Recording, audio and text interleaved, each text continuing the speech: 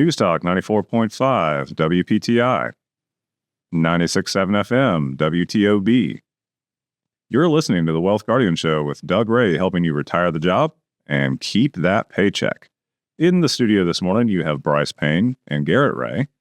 And today, we are opening up that mailbag and answering some of your listener questions. Try to do this once a month, and this is the time of month to do it. Good morning, Garrett. How are you doing?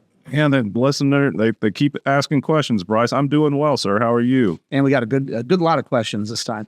I'm doing okay. I got to tell you, watched the Super Bowl the other weekend, and at one point it was so disappointing. But I started thinking, the Broncos, my team, the Denver Broncos, hold the worst Super Bowl deficit or loss in history to, I think it was 1991, to San Francisco 49ers, 55-10, Super Bowl 25. Okay, I didn't know that. So I was thinking, well, hey, maybe this is going to be so bad for the Chiefs that at least my Broncos won't have to hold that record anymore. No such luck. So we're still at the bottom of the barrel for losses. There you go. The most blowout loss. Yeah, there you go. That's not a very underwhelming final to the NFL season, I thought. Yeah, absolutely. Well, absolutely. Let's go ahead, Garrett. Let's do our Wealth Guardian service salute here to our men and women in uniform, our first responders out there, and just as importantly, their families who take on the hard task of doing all the things in this country that need to be done to keep us all safe and secure. And often they do not get thanks or recognition for that. So just a quick little thing that we can do here is to remind you that you in our thoughts here at the Wealth Guardians. Thank you for everything that you do. We know it's a thankless job sometimes, Garrett. Thank you for your service as well, and your dad's in the Navy. Not a problem, Brice. Well, let's go ahead now. And before we get into these listener questions, and they did email us a bunch of good questions this time, it's that moment to better get to know your Wealth Guardian financial planner. And every week, Garrett and I ask a question of ourselves, and we'll throw you in there as well. We can ask you the question too, just so you have a better sense of who we are here at the Wealth Guardians. And we're not just voices on the radio, we're real people. And what might we have in common with you out there with some of these questions? So Garrett, here is the question. What hobby of yours would you stand the best chance of making money doing if you had to? All right. Well, if I go down my laundry list of hobbies, certainly not going to be making a living off of my golf game. So we can scratch that one off. All right.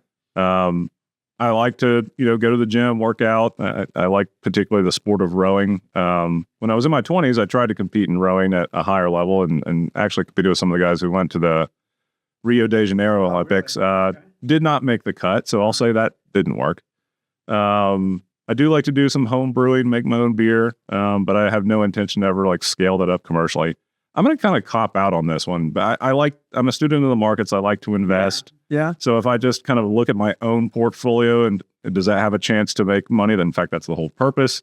Yes. So I would go back to investing for just myself and my wife and that very small family. Okay. Very good. Well, I'm sorry you're not able to make money off of golf. No. If we were to ask me this question, I'd play disc golf, not golf. Yep. And I have made money off of them. Hey. But if I had to rely on that money, those little pools that I went every once in a while, I'd be pretty, my refrigerator would be pretty light. So no, it will not be that. However, one thing that probably I haven't mentioned here on the show before is that I play in backgammon tournaments. Oh, okay. And very cool. I suppose that my ranking is high enough that if I had to, I could make some get a little bit better and make some money off of it. Again, it wouldn't be a lot, but the real money for that comes from endorsements afterwards. Sure. It's just like golf. Right? Yeah. So anyway, I'd be pretty hard luck if I was going to rely on my hobbies for anything other than fun. But there you go. Well, there you go. Okay, so it's time for our listener mailbag here. And Garrett, my copy of all of this is a little blurry. So you've got the copy here. Read off here. What do we have first? Yeah, first one we got here is George in Burlington. Okay. And he asks us, he says, well, I guess I'm going to fund my retirement in a non-traditional way. He writes, I basically have no savings, but I'm ready to be done with work. I am a small business owner. So my intent is I'm going to sell my business, offload a few buildings I own, and walk away. What do I do once I end up with that pile of cash from offloading both the business and the properties? My guess is it'll be somewhere between $2.25 million and $2.75 million when it's all said and done. Interesting question. It is. Yeah. So, I mean, I guess that is your savings. It's just locked away in buildings and business, but that still is a savings. So, George, was it? George. Yep. Thank you for the question, George.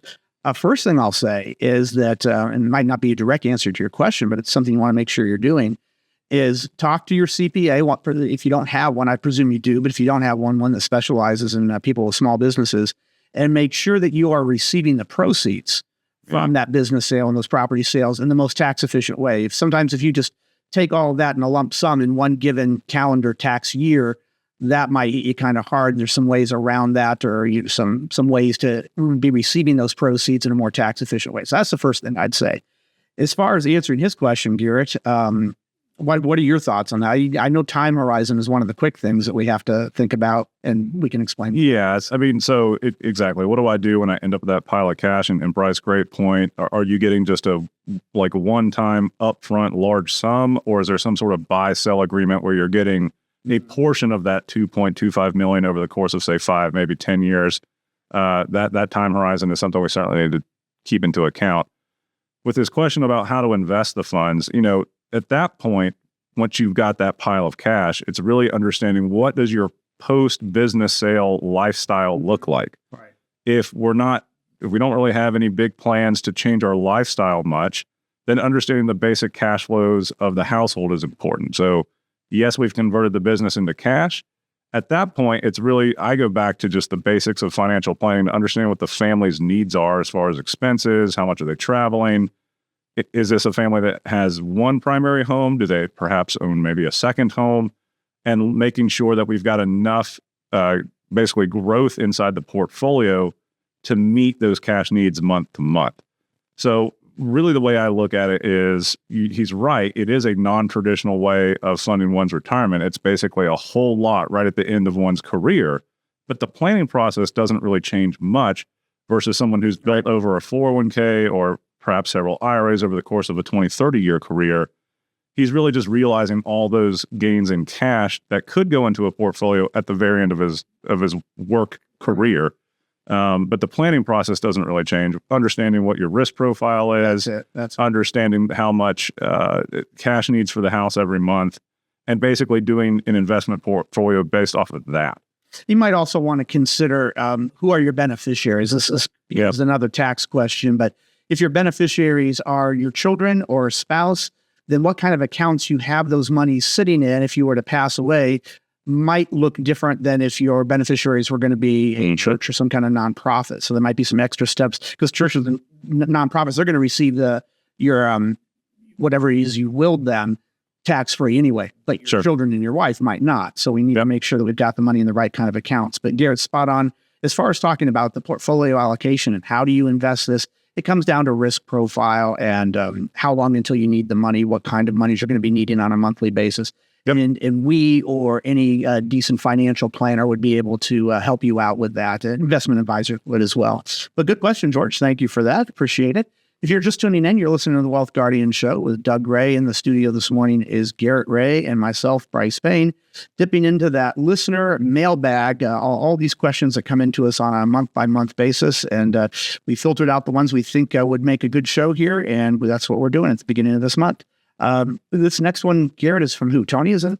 Yeah, Tony in Mount Airy. Here's what Tony has. He writes, I owe about $50,000 on my house, but I also have about a $45,000 debt on a rental property that I've had for several years. He writes, I have enough cash to pay off one of them, but not both. Which one should I pay off first, the primary home or the rental property? Well, my initial reaction to that is, if we look at the two mortgages, is there a big spread between what you owe on the primary versus the rental? If one is significantly lower interest than the other, perhaps you focus on paying off the one that has higher interest first, and you're willing to just pay the monthly amount on the lower interest rate. Brice, I think that another thing that, we need to consider here is, what is his long-term plan for both the properties? Does he want to remain a landlord, or is he looking to kind of get rid of that obligation of being a landlord?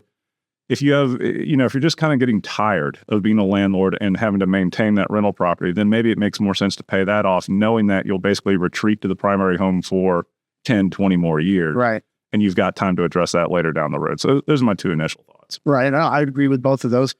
Tony, I guess I would add this. I'm presuming your rental properties here, hoping that you have an LLC, that's what the property is, and therefore it's a business, and you are hopefully getting some kind of tax deduction for the mortgage payments that you're paying on that. Yep. Now, my other question would be, do you itemize? Do you take the standard deduction, or do you itemize on your personal taxes? Because that's probably where the primary residence mortgage might help you out. So the question would be, which of those is a bigger tax advantage? I mean, the mortgage, which one's saving you is a bigger write-off for you? That'd be the other question to ask. And go from those 2 points of view is how I would take it. And I think it's a good point. If he's later in the mortgage, let's say it's a 30-year mortgage, he's like in year 20 or so, 25 of the primary home, he may not be getting much of a deduction. He's used that up. Exactly. Yeah. So okay. Well, thank you, Tony. Appreciate that question. And if all of these, you might notice on the show this morning that Garrett and I have been we're talking about taxes and tax mitigation strategies and actual portfolio allocation types of questions.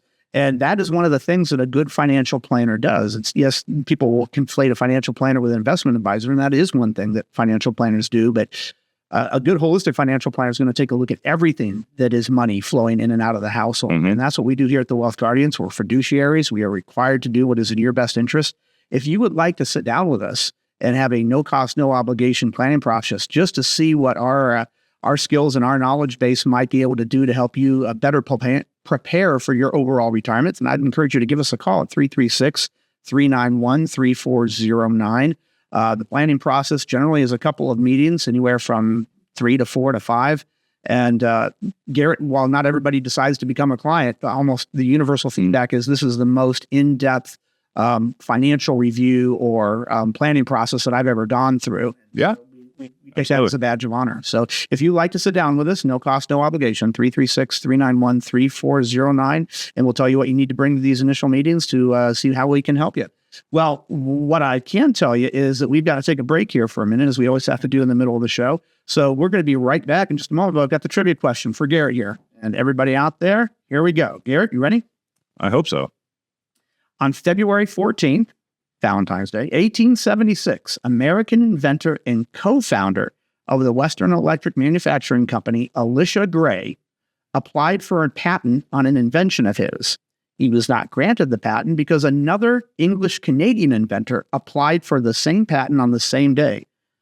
Elisha passed away in 1901, having made his fortune from patents that are essentially today's synthesizer instrument. Okay. All right. Well, big in the 1980s there. However, his invention historians widely consider him the true inventor of the device he lost the patent on, because the other inventor who won that patent had stolen the idea of a liquid transmitter from him. That's part of the device. Okay. What invention is Elisha Gray not known for? And we all use this invention on a daily basis. All right. All right, so stick around for the answer to that trivia question and see if we stump Garrett on the other side of this short break. This is Brice Payne. With me is Garrett Ray. The show is The Wealth Guardians, helping you retire the job and keep the paycheck. And this is 94.5 WPTI. And this is 96.7 FM WTOB. News Talk 94.5 WPTI. 96.7 FM WTOB. Welcome back to The Wealth Guardians Show, where we help you retire the job and keep the paycheck. I'm Brice Payne in the Wealth Guardians studio, along with Garrett Ray this morning. In this second segment, we're going to continue dipping into that listener mailbag and all the questions you guys throw at us on a monthly basis. Now, before we answer that trivia question that we left you hanging with at the end of the last segment, I want to ask you this. Are you planning to retire? Have you met with a retirement income certified professional who's also a fiduciary? If you have not, I'm going to invite you right here, right now, to take us up on a complimentary, meaning no cost, no obligation, review of your current situation. As certified retirement planning specialists, we're going to put together a customized written plan with strategies for portfolio allocation, income distribution, Social Security filing, tax efficiency, with the additional benefit of often reducing both the risk and the fees of your current plan. So if you put aside at least $400,000 for retirement, you want to take us up on this no cost, no obligation review, just pick up the phone and give us a call at 336-391-3409. That's 336-391-3409. You can also go to our website at thewealthguardians.com. That's thewealthguardians.com to learn more. Let us show you in black and white how to retire the job and keep the paycheck. All right, so let's get back to this trivia question here, Garrett. All right. On February 14th, 1876, American inventor and co-founder of the Western Electric Manufacturing Company, Elisha Gray, applied for a patent for an invention of his. He was not granted the patent because another English, meaning not American, but English and Canadian inventor applied the same day. Elisha passed away in 1901, having made his fortune from patents that are essentially today's music synthesizer. However, invention historians will widely consider him the true inventor of the device he lost the patent on, because the other inventor who won that patent had stolen one of the key components of that invention, called the liquid transmitter, from him, because Elisha Gray had been using a liquid transmitter for a couple of years. What invention is Elisha Gray not known for? I think you keep upping the difficulty of these trivia questions. I have no clue on this one. Zero idea. Think about 1876, and we all use this. All use it. Liquid transmitter. In fact, I left mine at home today.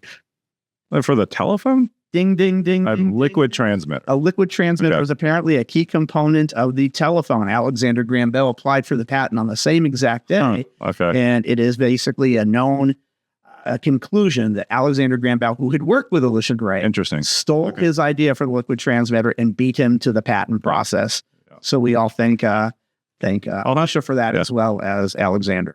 I'll make a note that my engineering discipline is not electrical engineering. Yes. It's civil engineering. So there you go. More structures, less electrical. So, all right. Well, if you got it out there, good for you. I knew this, but it wasn't many years ago that I discovered this. That Alexander Graham Bell was not American. We all think we almost think I was sure that I learned he was an American inventor when I was in high school. No, he was Canadian. Okay. All right. Anyway, let's get on with our listener mailbag here questions. Garrett, what else do we have? Yeah, so next up we got Sandy.